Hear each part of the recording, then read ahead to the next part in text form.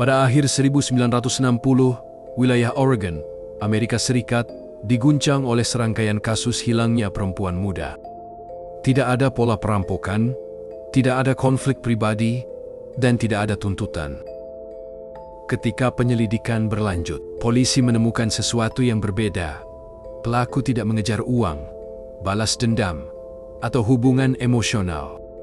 Ia digerakkan oleh sesuatu yang jauh lebih sunyi dan berbahaya, yaitu fantasi.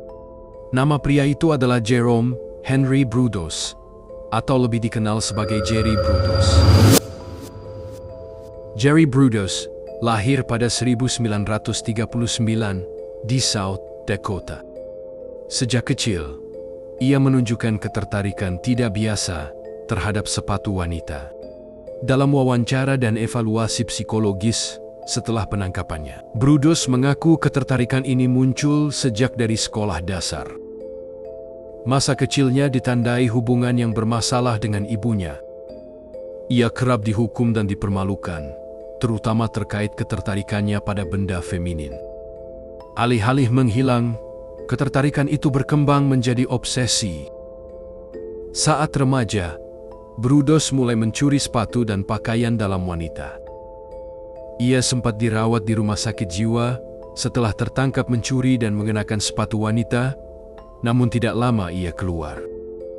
Setelah dewasa, ia menikah, memiliki anak, dan menjalani kehidupan yang tampak normal. Namun obsesi itu tetap ada. Antara tahun 1968 sampai 1969, Jerry Brudos membunuh 4 perempuan muda di Salem dan sekitar Oregon. Korban tidak mengenalnya secara pribadi. Mereka bertemu secara acak dalam interaksi sehari-hari yang tampak biasa. Salah satu korban datang untuk menawarkan penjualan buku. Yang lain ditemui di tempat umum. Setelah korban dibawa ke ruang privat, Brudos melakukan kekerasan hingga menyebabkan kematian. Namun tindakan Brudos tidak berhenti di situ. Ia mendandani jasad korban dengan sepatu dan pakaian tertentu dari koleksinya, serta mengambil foto sebagai bagian dari ritual fantasinya. Evaluasi forensik menunjukkan bahwa pembunuhan bukan akibat kemarahan spontan, melainkan bagian dari dorongan obsesif yang sudah lama terbentuk. Salah satu korban paling terdokumentasi adalah Linda Catherine Slauson. Ia datang ke rumah Brudos untuk pekerjaan. Awalnya seperti biasa saja. Tak lama kemudian, di dalam rumah itu, Brudos menyerangnya hingga meninggal.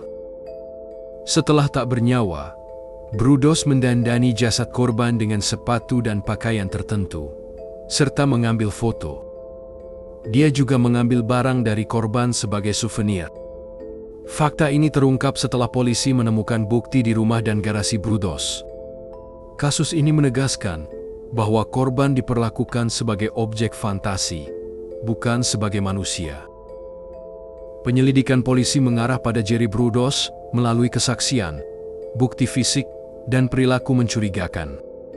Pada 1969, Brudos ditangkap. Di rumahnya, polisi menemukan koleksi sepatu wanita, foto-foto korban, dan bukti lain yang menguatkan keterlibatannya. Di persidangan, ia dinyatakan bersalah atas pembunuhan dan dijatuhi hukuman penjara seumur hidup berturut-turut. Ia menjalani evaluasi kejiwaan selama masa hukumannya dan meninggal di penjara pada 2006 akibat komplikasi medis.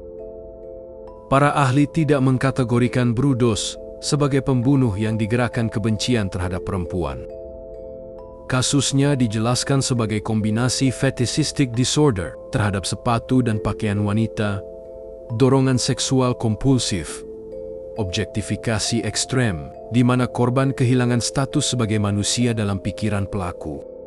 Kasus Brudos menunjukkan bahwa fantasi yang terus dipupuk tanpa batas moral dan intervensi efektif dapat berkembang menjadi tindakan nyata yang mematikan.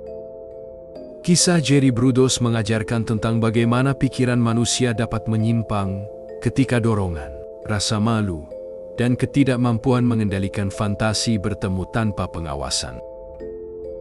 Dalam dokumentasi kriminal, kasus ini menjadi pengingat bahwa tidak semua kejahatan besar berawal dari kebencian atau konflik pada korban.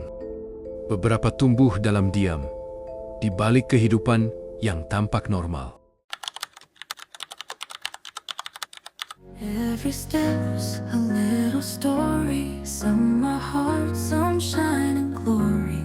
Through the dark, I'll find the light. Words of wisdom guide